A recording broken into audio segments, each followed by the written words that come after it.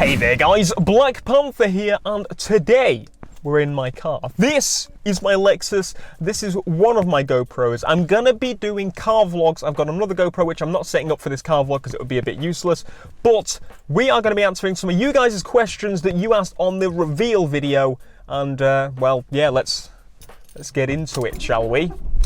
Can you do some skids for the kids, mate? So I could, because this thing is rear wheel drive, which means, well, I can skid it if I want to, but I'm not going to right now because I don't really want to buy any new tyres when I've just got the car and I've just started driving it.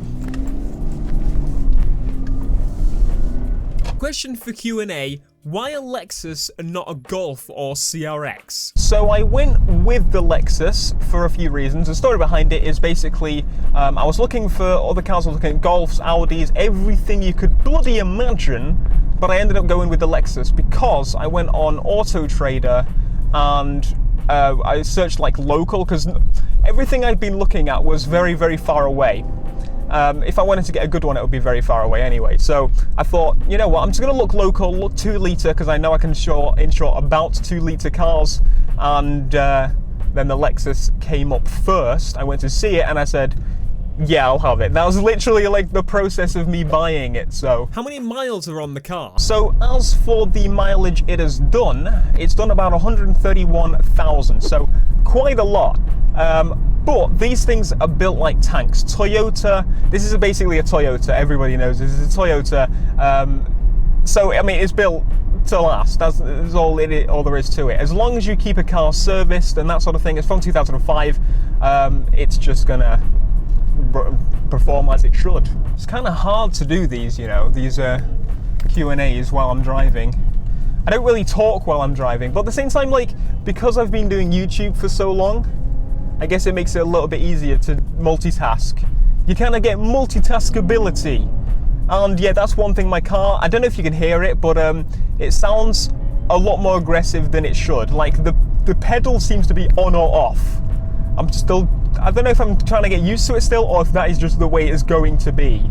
I don't know. Why is such a boring colour, Theo? Now, I'm going to agree with you. Silver is a very boring colour for a car. Very, very boring. I mean, if you like silver, go for it. But personally, I just feel as if it's like, it's too common. It's just not, you don't spot it, you don't see it. It's not very interesting. You know that I don't really like boring colours where I don't like black or white, but yeah, generally with games and stuff, I don't go with black and white. But anyway, the answer to the question would be another question. I would correct your question and say, why do I currently have such a boring colour? Because there is a possibility to change colours of cars.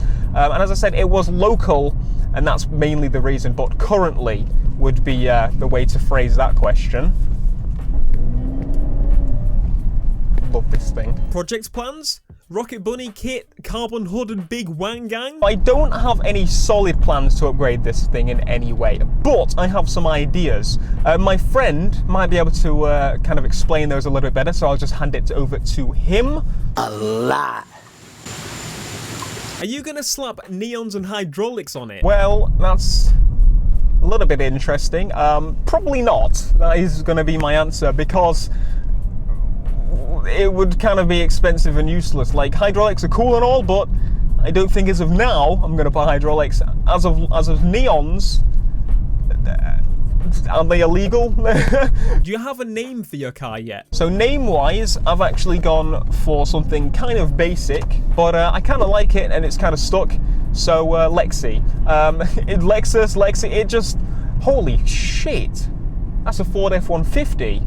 You won't be able to see that. Now I wish I had the other GoPro on. But yeah, I don't know, Lexi just kind of stuck, and I think that's what I'm going to go with, unless you guys have got some suggestions. Though, to be honest with you, I don't think I would trust a lot of you guys with naming my cars. That would be, well, it'd be quite interesting. What changes are you willing to do to the car? Now, I kind of already answered this question in a way. I don't have any solid plans of what to do with the car just yet. But Some of the things I'm thinking of, first off, I'm going to do like a video, an overview, and you're going to see some of the things that need sorting. Holy shit, that's a stamped car in Grimsby! What? But some of the things I'm thinking of would be changing the body kit. And I know that sounds kind of drastic straight away, which is why I'm not going to do it, because also some body kits kind of require you to lower cars to look very good. So I'm kind of considering not doing that, because there's a lot of places in Grimsby where you really, really need that extra suspension, otherwise you will probably lose your car. You know what, I'm going to go to McDonald's because I want a strawberry milkshake. That is literally all I'm going for, yeah. Don't know if you'll be able to see, but there's police cars everywhere because there's a football match on. It's kind of how Grimsby gets.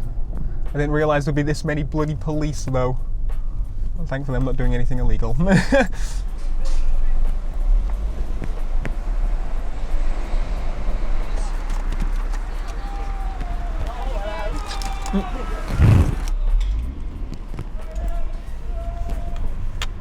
Well, that took more effort than expected. Jesus Christ! Right, anyway, back to the Q&A. We're heading backwards the other way, which I didn't really want to do, but whatever. So yeah, body kit would be one thing I would really like to do. Rims would be considered once I'm used to the car and I don't want to scratch those up as soon as I get them. Suspension upgrade, maybe. It just depends if I can find somewhere else to move it, because at the minute it's got like a massive ditch where I am and loads of speed bumps, which wouldn't play kindly to it. So there's no solid plans, just some ideas. If you've got any suggestions, throw them my way, and I shall always have a look. Congrats, Theo, but when will you get your R34 Skyline GTR? Thank you for the congrats. So yeah, not many people in my family actually have cars, so it was kind of a struggle to actually learn to do it. I had to pay so much on bloody lessons, but oops. Oops, that was a good oops. When will you get an R34? Now, people that don't understand how insurance works in the UK, it's a lot. For a Corsa, for example, we always take the mick out of the Corsa, that sort of thing, but honestly, it's a good starter car, because the car, let's say £500, to insure for a 17-year-old, I'm not 17, but for a 17-year-old to insure a Corsa, it would probably cost about £1,000, £1,500 a year. Now, that seems like quite a lot, and that's, you know, it is a lot. When you start off driving in the UK, they hate you. They just literally hate you. So the R34, as I said, I'm not too sure if I'm going to get it. I would absolutely love to own one day. It would be like, it's my goal to actually get one, yes, but it doesn't mean I will get one. But if I can, hopefully, it will be in the next couple of years, because the car itself, like, this costs £2,000, which is not a lot of money really when it comes to, I mean, for what it is, it's a lot. You get a lot of car for the money, which I'm really happy about. But yeah, the Skyline, on the other hand, is quite a bit more, sitting at about 35,000 for a GTR. So yeah. Will you keep this when you get the R34? Now, currently, I would absolutely love to keep this car when I get the R34. I would love to use it as like a daily, or at the same time, I would like to modify both. There's a lot of things to look at. I mean, insurance-wise, it's going to go up if I do modify it. Just lots of things like that. Like, if I don't want a daily that's being modified to shit, to be honest, that would be pretty cool. It's still 4-door, practical daily with 1,000,000 horsepower, but no, it's being considered. I don't have any solid plans yet. When I get closer to the time where I can actually afford the R34, then is when I shall start thinking about if I can. What is he doing? Why would you do that, you massive knob? Questions for the car Q&A. How much horsepower does it have? Will you get it kitted like Taz's car for Need for Speed Most Wanted? And how much did the car cost you in total? Now, how many horses does it have, you ask? Well, it has about 153, I believe it is. Probably lost a lot of those. But it's quite a bit more powerful than the Fiesta I was learning to drive in. So it's rear-wheel drive, for those that are wondering. It only comes in rear-wheel drive in the UK, this car. A few people are asking, why didn't you go with an IS300? can you get an IS300 in the UK? And if so, it's imported probably, and it's just a bigger engine in general. This is a 2-litre. To insure a 3-litre as my first car, let me just give you the numbers. If I wanted to insure an R34 right now, it would cost me about £16,000 for a 2.6-litre because it's Japanese car. So no. Taz's body kit would be a no. I'm not too keen on Taz's body kit. It'll look a little bit, well, funky. And the car in total cost me, well, I haven't got an exact number, but $2,100 to buy, which is pretty good for me. Like, for how much car I get compared to like some other cars, it was pretty good. And then there was also the insurance, which I actually got quite good actually. So my insurance was £2,500, which is quite cheap, honestly, when you consider it's my first car in the UK. I'm getting a black box, unfortunately, which is, well, it's not fun. But other than that, everything went pretty good. Replaced the battery twice because I'm an idiot. But yeah, other than that, that is all the costs of my car, which is, well, pretty damn good, I think. Where's the big Wang? The big Wang happens to be in my pants. I probably can't say that on YouTube, can I? I don't know. Well, I'm assuming we can. Are you gonna sometimes scream all-wheel drive while driving it, even if it's not? No, I'm probably not gonna scream all-wheel drive while driving a rear-wheel drive Lexus. That's just not how it is. Oh, for God's sake, fucking 20 zones piss me off. The most annoying part of like driving here, 20 zones, nobody actually likes to go 20. And they'll come up on your ass and they won't piss off. I'm trying to look out for this person. They won't piss off and they make it look like it's your bloody fault for going too slow. It's like, mate, it's the fucking 20 zone. Leave me alone. But no, I won't scream all-wheel drive because it's rear-wheel drive. I have to wait. Is it a manual? Yes. Very.